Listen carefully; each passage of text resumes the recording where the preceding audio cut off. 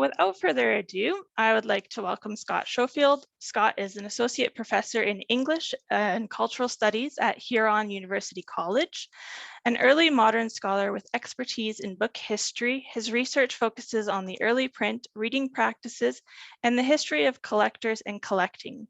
His current research includes a study of and a digital database for the Barnett Shakespeare collection, which was donated to Western in 1918. All right, Scott, you may take it away. Thank you, Ariel, for inviting me to the talk today, as well as Cabbage for sponsoring this event. I also want to thank people at Western Archives, in particular, Debbie Merritt-Williston, Teresa Regier, and Connie Sutherland, who in the 8 years that I've been at Huron and working extensively at Western, they have always been there assisting, facilitating, and supporting. So little shout out to them before I start. This talk runs, as you mentioned, about 30 minutes, and happy to take questions afterwards. Excuse me. In 1968, the University of Western Ontario purchased a private collection of Milton and Miltoniana from the American collector G. William Stewart Jr. As was the case with many collections acquired by universities around this time, the books in this collection were cataloged following the most basic protocols. Author, title, often abbreviated, place of publication, and date is what is included for most records. Jump ahead almost 45 years and the level of cataloging remains the same, although now the books are searchable online. Only through a hands-on examination is one able to discover the rich and largely unrecorded provenance history of individual copies. Western's 1649, Western's 1649 first edition of the Tenure of Kings and Magistrates, to take but one example, is bound in gold-tooled blue goatskin by the famous bindery of Chambolle-Duroux, and it contains a string of famous 20th century American book ex libris, including book plates and labels of Marshall Clifford Lefferts, Ross Winans, Winston H. Hagen, John L. Clausen, and Hannah D. Rabinovitz. Western's 1643 first edition of the Doctrine and Discipline of Divorce is similarly bound in blue goatskin, but also contains 17th century manuscript notes and underlinings.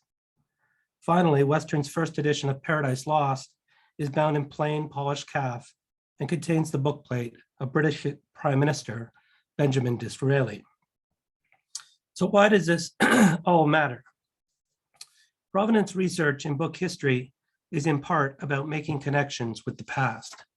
The identification of Disraeli's armorial bookplate might lead us to search for the history of his library and collecting practices, a subject explored in a series of articles in The Book Collector. Turning to the Lefferts, Winans, Hagens, Clausen, Rabinovitz bookplates is to see Milton at auction in the early 20th century United States, a subject that is still waiting its monograph. And to study those manuscript notes and underlinings is to catch a glimpse of an early anonymous reader recording his thoughts and in turn offering one more bit of material evidence to the history of reading.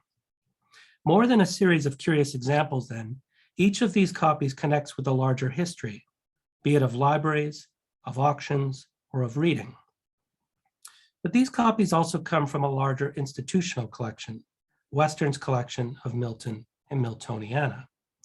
To catalog such copy-specific details, including the bindings and ownership marks and marginalia, is to better understand that collection and to distinguish it from other famous Milton collections at the University of Cambridge, University of Urbana-Champaign in Illinois, the Turnbull Library in Auckland, New Zealand, the University of South Carolina, to name but a few. It is at once a local and a global initiative. Let's look at another example. 50 years before the Milton collection arrived at Western, in 1918, the Stratford, Ontario resident, John Davis Barnett, donated his private library of more than 40,000 books to the University of Western Ontario. Barnett's ability to accumulate these books and others was a direct consequence of his vocation. As an engineer working for the Grand Trunk Railway, Barnett had regular access to the train routes that lead to major centers of book collecting, including Montreal, Boston, New York, and Philadelphia. He also traveled to England on multiple occasions. Over approximately 50 years then, Barnett accumulated a collection covering all range of subjects, from botany to church history, from Canadian poetry to Shakespeare. Much of the Barnett collection still survives and can be found in Western special collections and many storage facilities. One of the telltale signs that you have located a Barnett is to stumble across his bookplate, which is often affixed to the inner paste down of a book. You might also see his signature in pencil and a number accompanying it. These numbers, which Barnett carefully inserted, correspond to a bibliographical listing of entries that Barnett recorded over a series of accession books. To search for Barnett's books is more than an attempt at reconstructing his library. It is an acknowledgement of his generous, foundational contribution to Western libraries. It is nothing short than an act of preservation. And there is good reason to preserve it. For the Barnett collection contains remarkable holdings in Canadian, American, and British literatures and history, including one of the richest collections of printed material relating to abolition and anti-slavery in Canada. One of the special features of the Barnett collection is that it often contains the collections of former collectors within it. Take, for example, this copy of Frederick Douglass's famous 1855 slave narrative, My Bondage and My Freedom. Still bound in its original cloth stamped boards, it contains additional notes in Barnett's hand, reading from the library of J.J.E. Linton with his handwritten notes. Linton emigrated from Scotland to Upper Canada in 1833. An agent for the Canada Company, Linton was also a staunch abolitionist who also resided in Stratford, Ontario, Barnett's town. In this copy, we see evidence of Linton's support for anti-slavery in the marginal notes he has left in pencil in his copy, a practice found in the 8 other Linton books discovered in Barnett's library to date. The copy also contains a section of the original envelope used to contain the copy and a note in Linton's hand on when it was received. The inclusion of such material evidence in this case shows the book as archive, a deliberate attempt by Linton to capture how he received the book, when he received the book, and what he chose to respond to in the book. To refer to this copy as Barnett is not inaccurate, but incomplete. Only by taking the book in hand can we begin to unearth the important Linton connection. Provenance research is what inspires the search for other Linton books, and what ultimately amounts to new evidence for understanding the abolitionist movement in Southwestern Ontario. It also reminds us that Barnett was not alone as a collector in the region. Indeed, right here in London, Ontario, Richard Maurice Buck assembled what would become one of the largest collections of printed manuscript related to Walt Whitman. As head of the Provincial Insane Asylum in London, Ontario, beginning in 1877, Buck advocated for a more compassionate approach to patient care, and that approach caught the interest of Walt Whitman himself. Buck and Whitman would remain friends over the subsequent decades, and Buck would become one of his executors. While much of Buck's Whitman collection was to be sold by his descendants over 2 sales in 1935 and 36, significant portions still survive at Western, including early editions, copies once owned by Whitman, and even a copy of the 1876 edition of Leaves of Grass given to Barnett by Buck in March of 1899. Any search for provenance depends on the work of others. Indeed, the last 30 years has witnessed a surge in provenance-related research in book history, so that we now have a wealth of both paper and digital projects to assist in the searching of inscriptions, book plates, and more. A good example can be seen in the Milton collection we started with. While many of the cherished first editions in this collection were rebound in the early 20th century, several copies still survive in 17th and 18th century bindings of plain and speckled calf, limp vellum, while some are sewn using a simple stab stitching. A few of the books in these earlier bindings contain armorial stamps or crests, some of which are easy to miss. Consider this copy of Iconoclastes with the letters HL and coronet stamped in blind on both the front and back boards. It's only by looking through the British Armorial database, currently monitored by Philip Oldfield, that I was able to identify the stamp as that of Henry Yelverton, Viscount de Longueville, his dates 1664 to 1704. The HL in this case is a monograph, while the coronet is a clue to Elverton's rank as Viscount. Indeed, a quick look at David Pearce's Provenance research in book history, an essential handbook for those doing research in this area, taught me how to distinguish one coronet from another in a chapter on heraldry. For those keeping score, 9 of the 16 gold balls are shown in representations of the coronets of Viscounts. The British Armorial Project lists more than 50 surviving books with the Elverton monogram scattered in libraries around the world. Some are in gilt and others, as in Western's copies, are stamped in blind. It's time to add one more copy to that list. In addition to stamps and monographs, some of the British nobility used crests to denote ownership. The books once belonging to Thomas Pearson, dates 1740 to 81, employ a parrot in gilt as crest, and there are at least 6 variations of this stamp. This earlier grammar in the Milton collection seems to contain stamps number 3 or 6 of the Pearson crest. Easily dismissed as decoration, this golden parrot stamped on the copy's spine is actually a link to an 18th century library and a new entry for a digital project aimed at tracking copies from it and other libraries of British nobility. Of course, one of the challenges with armorials is that you need to know the specialized vocabulary for searching. The next gold stamp is a prime example. It is one of 10 stamps used by Charles, William, Henry, Montague, Douglas, Scott. That's a mouthful. Dates of 1772 to 1819. It is helpful to know that this is a stag and that the position of the leg suggests it is trippin. The coronet this time is a duke's. In addition to stamps and monographs, when researching English books from 1500 to 1800, I regularly have the British Armorial database open on my desktop and Pearson's book at my side. Pearson's digital project, Book Owners Online, is also essential. It was here that I gained additional clues to understanding books once belonging to Richard Heber, a 19th century English collector who amassed more than 150,000 books in his lifetime, and whose collection was sold after his death between 1834 and 1837. Spotting a Heber book is not always easy, but some are easier than others. As the entry on Heber on Book Owners Online explains, a number of books deemed especially valuable include a stamp reading Bibliotheca Heberiana. Western's copy of the catalog of the famous Roxborough sale of 1812, a sale that lasted 42 days, contains the stamp just mentioned.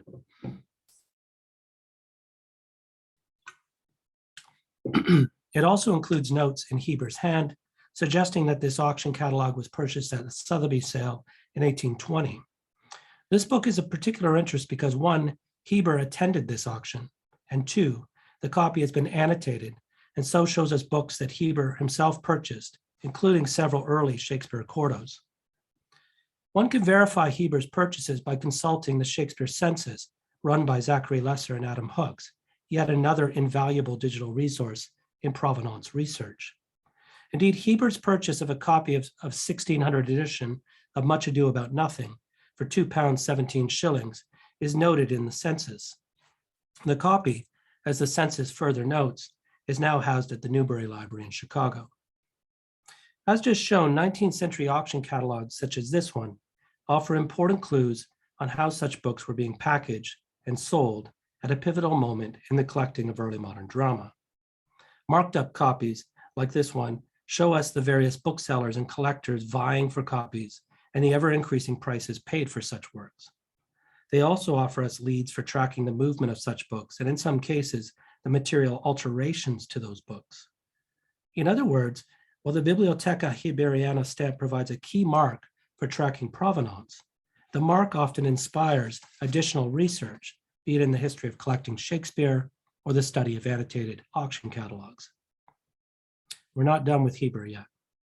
Among the many treasures of the Barnett collections is a small group of STC material, that is, books printed in or for England, Scotland, and Ireland between 1475 and 1640. One of the rarer of those books is Thomas Tusser's popular book on husbandry. The English Short Title Catalogue, or ESTC, lists only 7 surviving copies of this edition.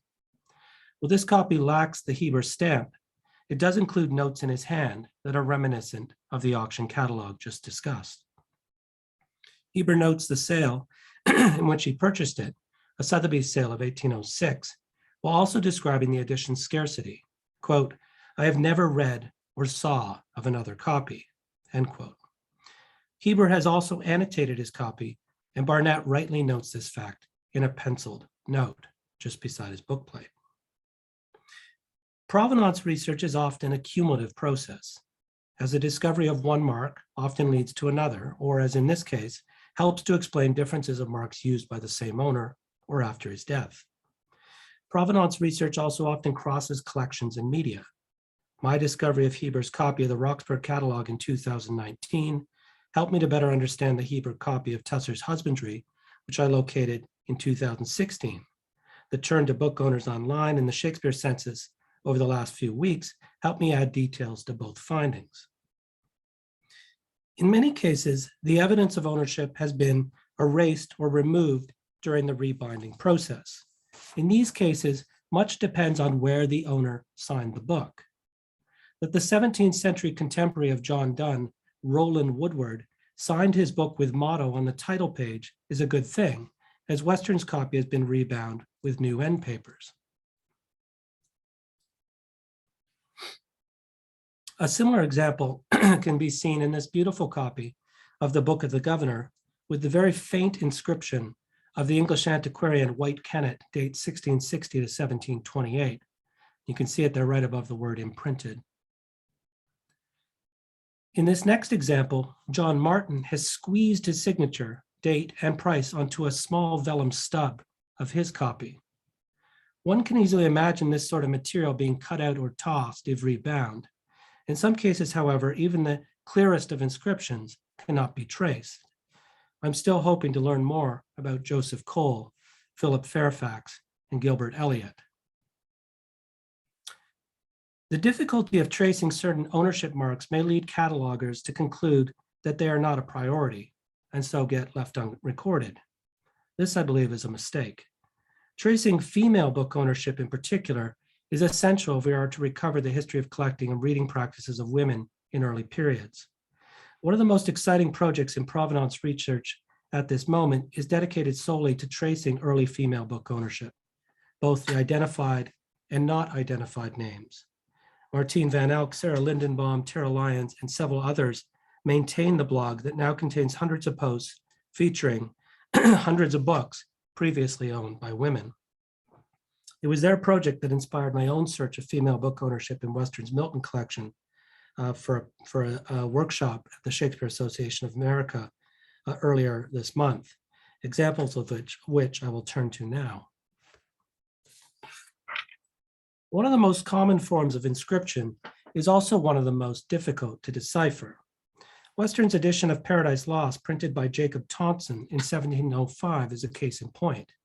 On the first front end paper, we find the name of Mary Green inscribed in ink. Dating the inscription is difficult, but it is possible that we may be looking at an 18th century autograph. Even if we were able to arrive at a precise date, we are still confronted with the challenge of unearthing details on a very common name. Green, much like Smith, is not a name you covet in provenance research. As such, the local note in the catalog record might read, "Copy contains the ink inscription of Mary Green" on first front end paper.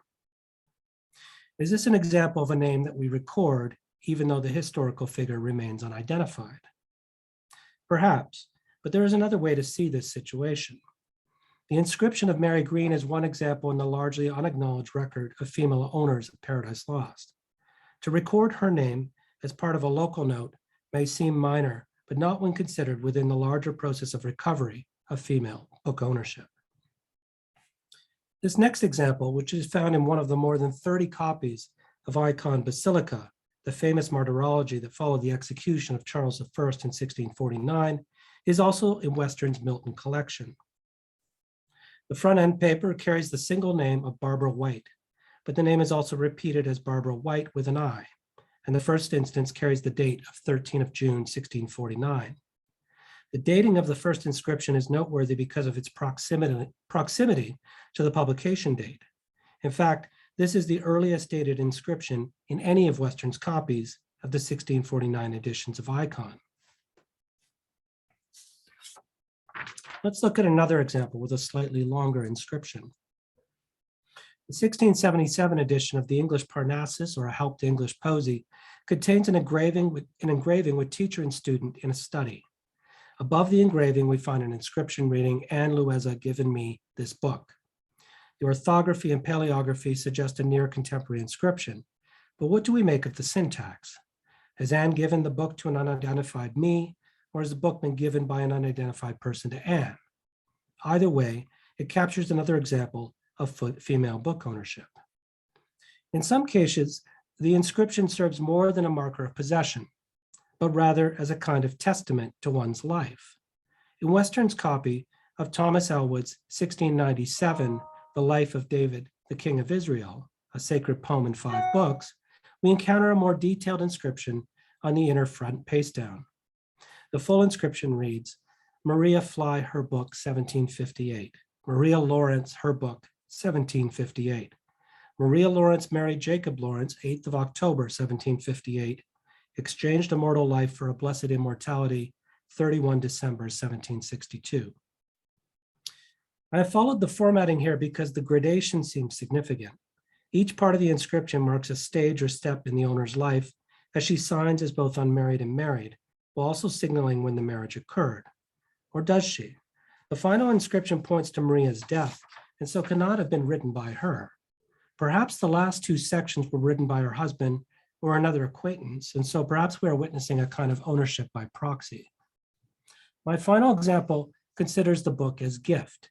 Amidst the many copies of Icon Basilica in Western's Milton collection is one with a series of female ownership marks or connections. In fact, this small imprint contains a series of inscriptions. The first, by Francis Bouchery, which is to his daughter and dated 1700, is accompanied by an excerpt from Jeremiah.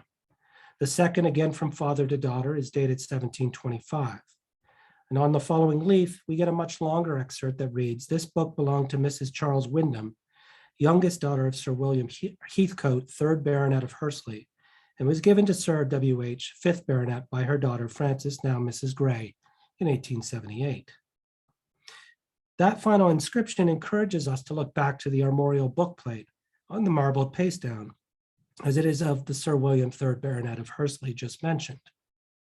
Taken as a whole, the series of inscriptions, not to mention the bookplate and withdrawn from Yale University library stamps, offers us an extensive record of the book's ownership and movement from the year 1700 to the present.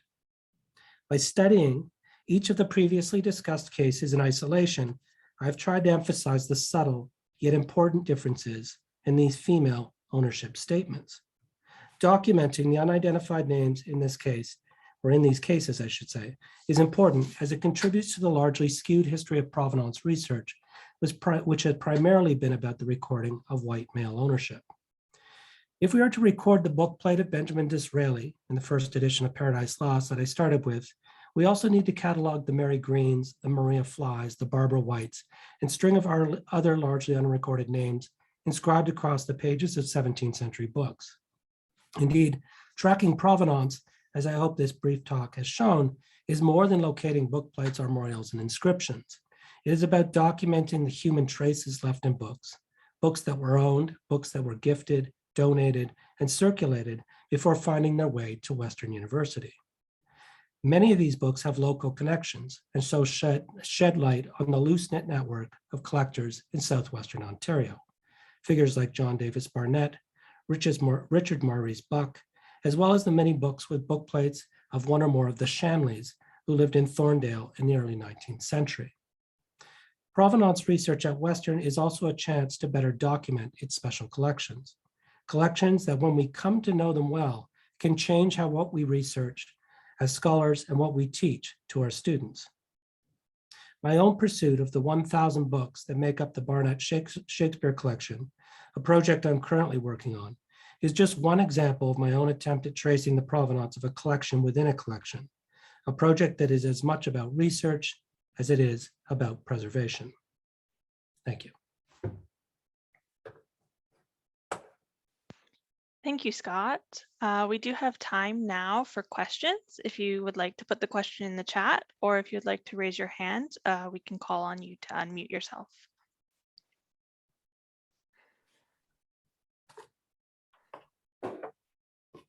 Yeah, Alan, if you'd like to go ahead. Thank you very much. Can you hear me okay? Yes. Wonderful. I just wanted to thank you very much, Scott, for your presentation. I found it actually riveting. I enjoy reading about provenance of art. I used to be an amateur archaeologist in my former days, and this presentation that you gave this afternoon was just wonderful. So thank you very much. It was my pleasure, my pleasure.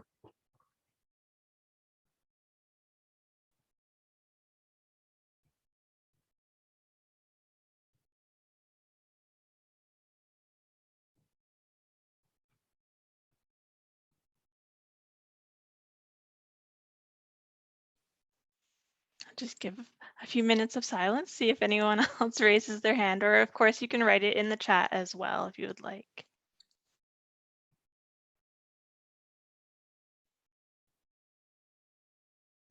Marilyn, is that a question? Yeah, I was just wondering, like, this is fascinating, and I'm going to go through some of my old books, and because I know a couple of them do have signatures in. Should we be doing that, like adding to the signatures? Like, is that something that will help people when we pass and it goes elsewhere? Yeah, I mean, are you suggesting about putting your own signature in your books so that we know? Yeah, absolutely. I think it's, I think this is a great question in a lot of respects because, again, so much of our work now is shared between print and digital space. And although the digital is really good at storing things, some of the traces that I've been talking about are harder to find. You know, I've seen, for instance, people's libraries, or at least the notes related to their libraries, being given over to archives in the form of laptops. I just say it's in here somewhere. And, you know, it makes you wonder about how we capture these sort of interactions and ownership of books and so on when so much is in the digital space. But I do sort of push for people to write their name in. And if you're really keen, you do what Barnett does. And maybe you don't have a whole number system, but I think it's nice too to say where you bought the book, you know, and if you can put the date, you know, it takes 5 seconds, but you never know when it's, I know when Barnett does that, I get pretty excited because it gives me that added clue. And I should say on that note that Barnett, I would say probably 10 to 20% of his books, he adds the date too that he acquired it. So you'll get a sort of, you know, 882 to say August 1882. Which is wonderful to start to think about, because one of the real challenges of 40,000 books is, wow, 40,000 books, but it's also the idea of how do you you know, start to figure out how many books he had at what period in time. And so these dates are one way to get there.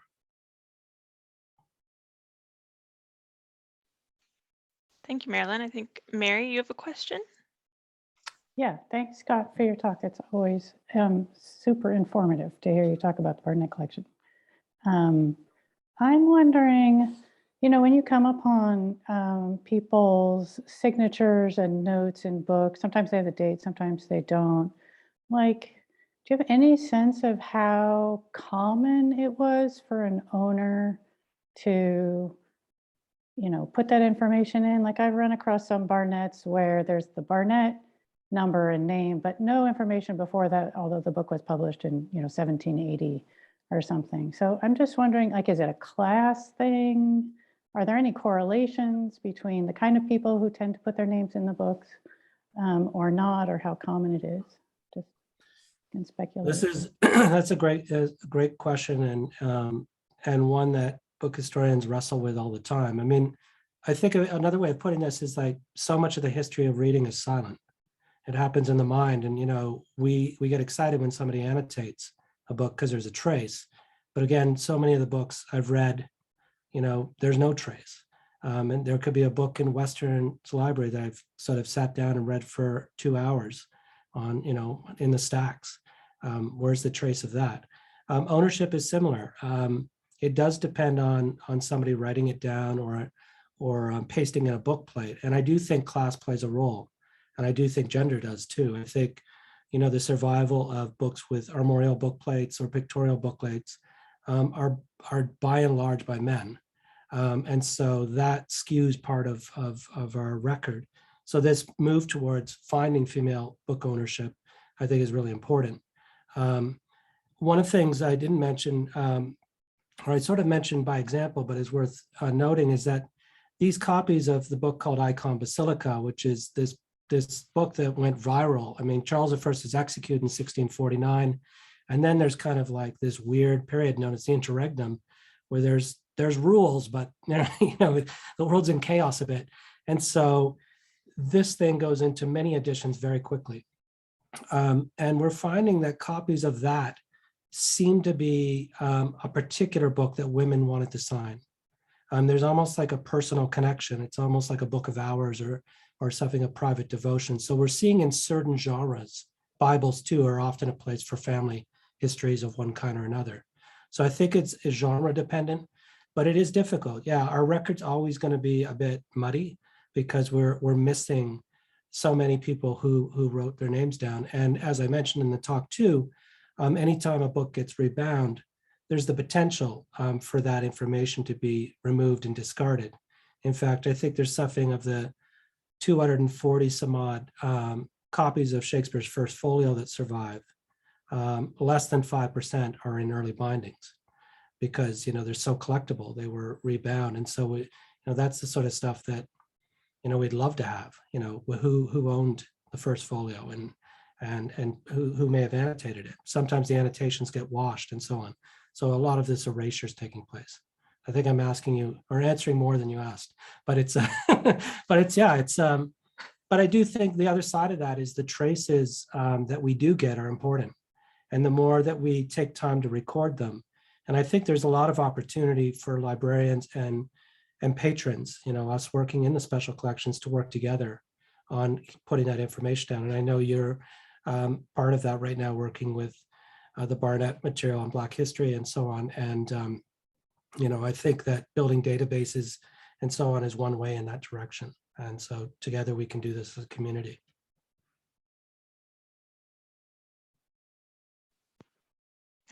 Blake, you have your hand up.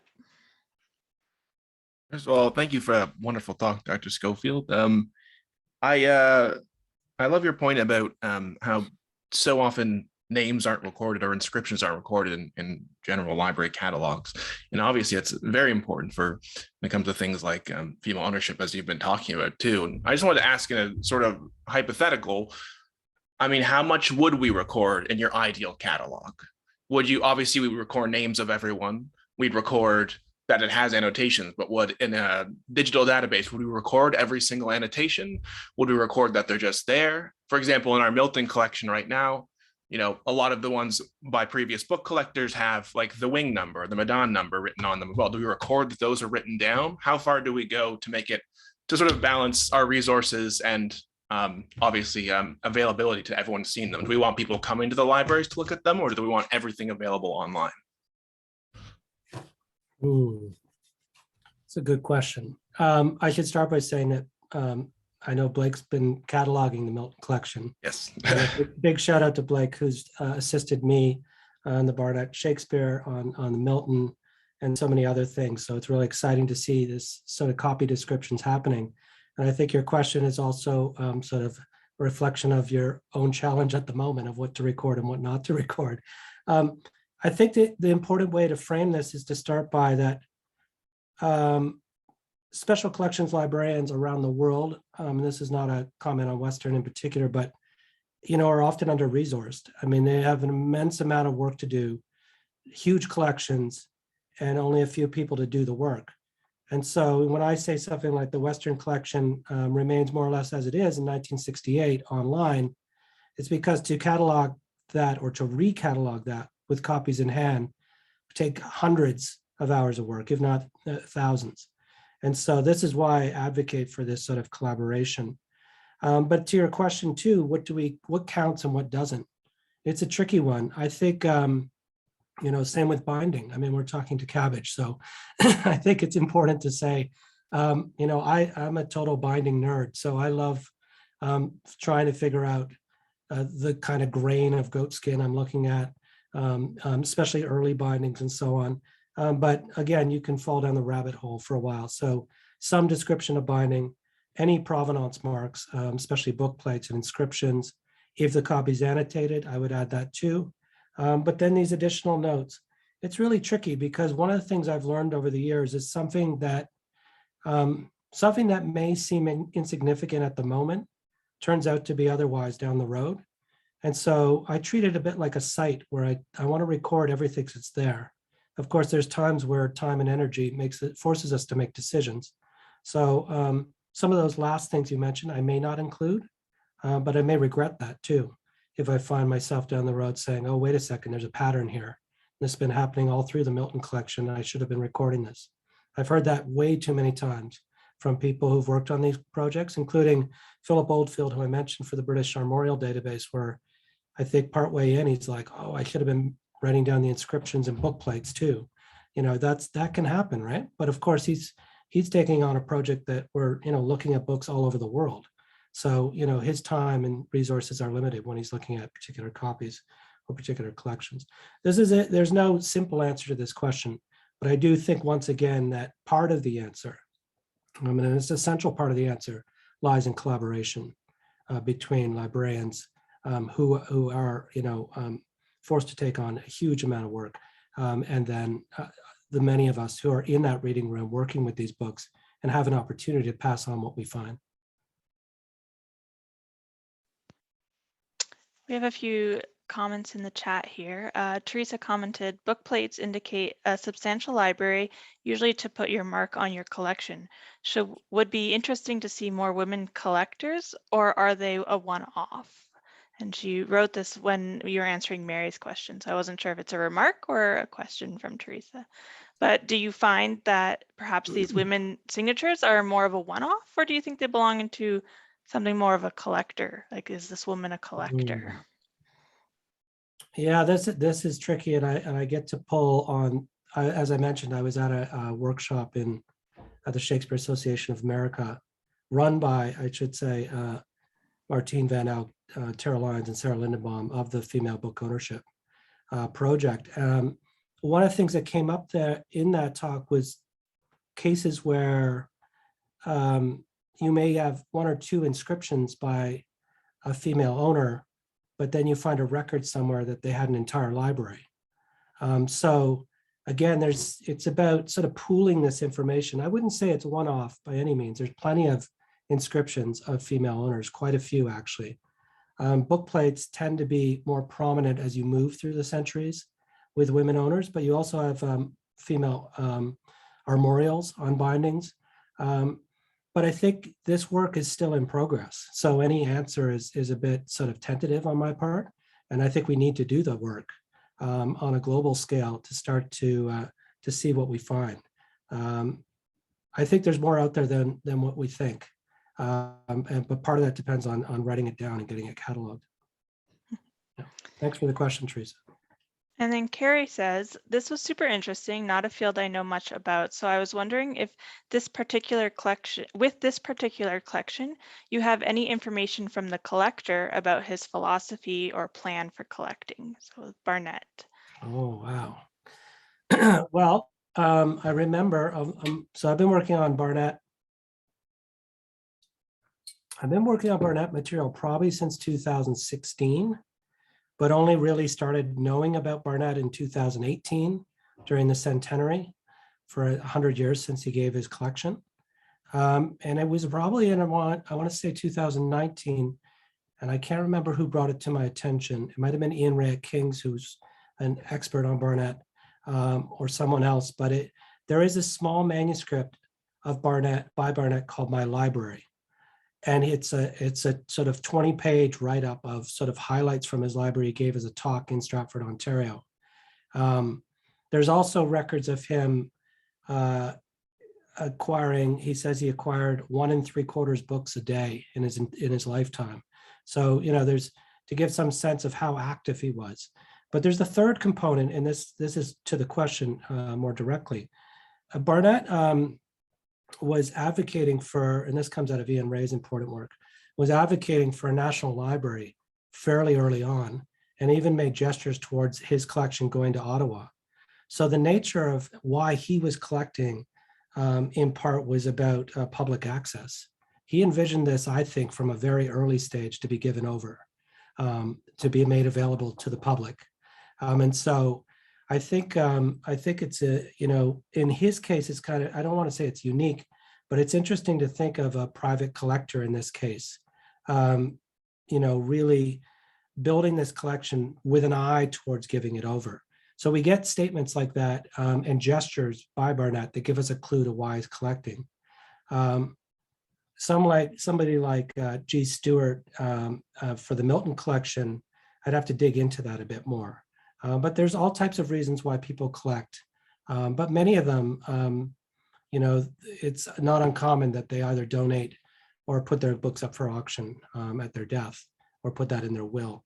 So it's really interesting to think about collecting as a sort of both as a temporary activity or one that has a longer standing legacy, as in the case of Barnett.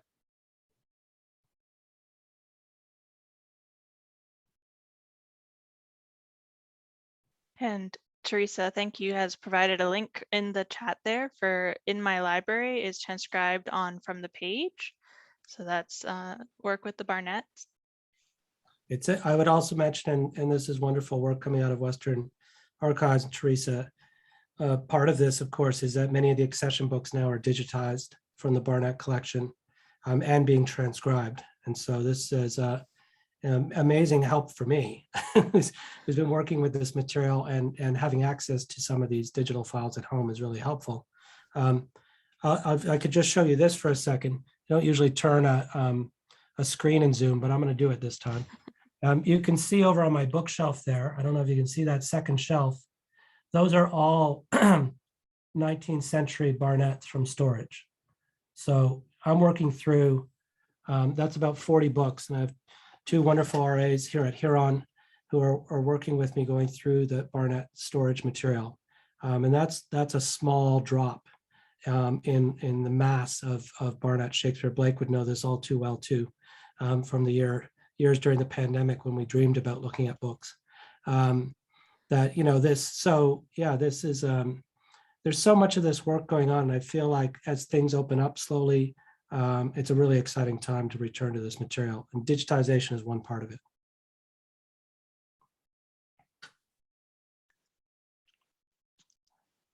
So we have a few minutes left, about 10 or so. Are there any other questions? Oh yeah, Alan? Thank you very much. Just in terms of digitization, I do a fair bit of book scanning for clients who want digital copies for teaching purposes and things like that. I mean, other than disassembling the books, which is not a good idea, book scanners, for the most part, have been professional book scanners, have really been quite expensive and clumsy and things like that, usually costing in the range of thousands of dollars.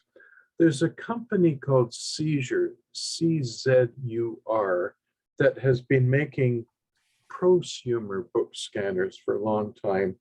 And I have just purchased their most recent one, which is a 24 megapixel scanner. It can scan books up to A3 in size in total at 600 DPI.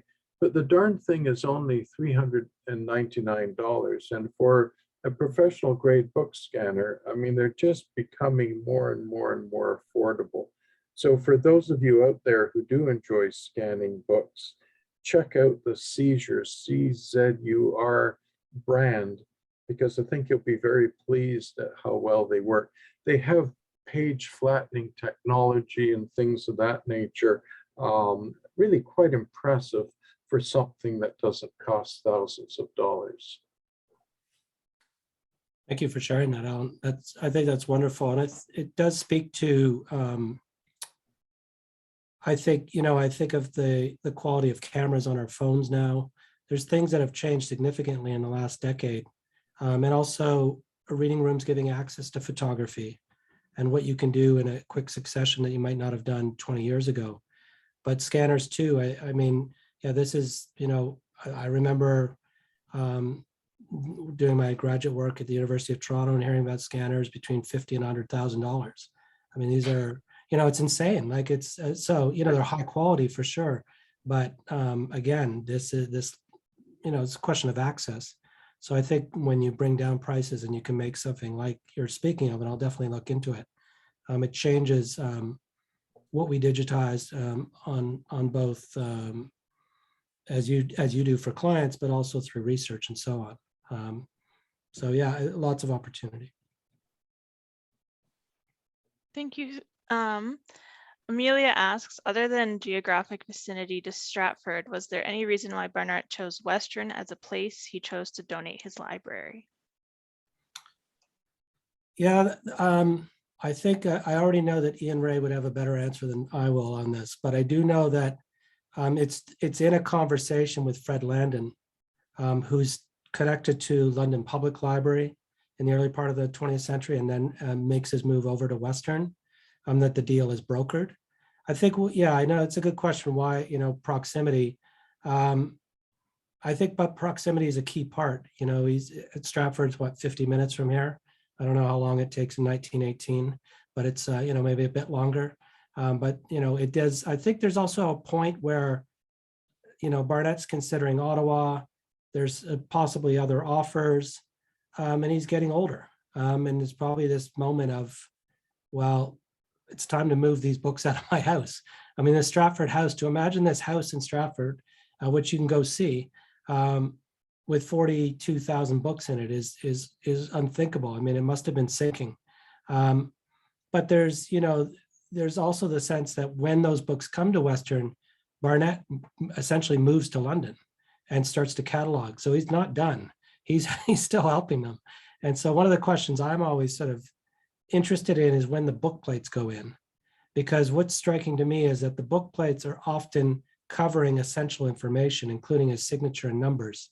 So it doesn't strike me that he would do that necessarily, that he'd put in the book plates himself. So I see those coming possibly from either slightly after his death or part of a system where he sort of catalogs a bit, but somebody else is doing the book plates.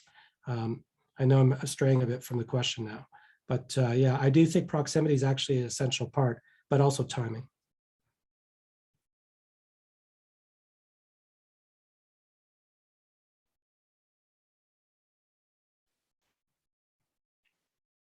Just seeing if we got all the questions. Sam asked what kind of book scanner that you use besides Seizure. I'm not sure if that was for you or Alan. Alan, if you've used any others, feel free to put them in the chat. Scott, if you have done any digitizing yourself, then if you have any recommendations. I haven't really. I rely again on the incredible work of people at Western and so on to do that work. And I'm so happy to see high quality digitization taking place next door. It's wonderful. The accession books are just one small nugget in a vast collection of material that's now being digitized. So it's great to see.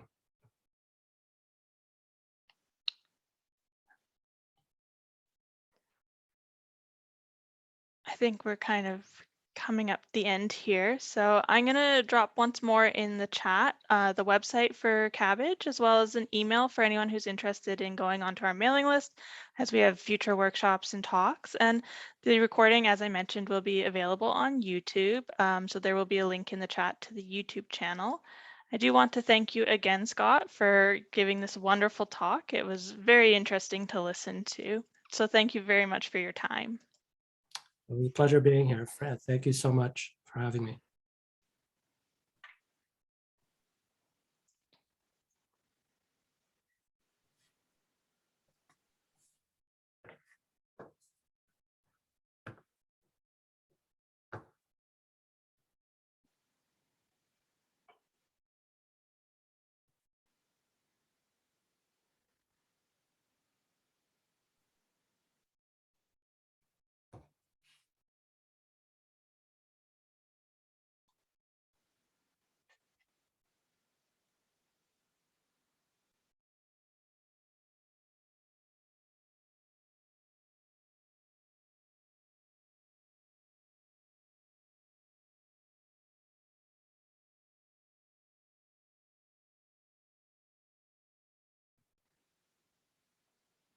You have a lot of thanks there in the in the chat, Scott.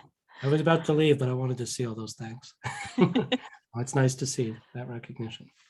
Thank you again. And I'm Yeah. going to end the Zoom now. So thank you. Absolutely. Thank you so much.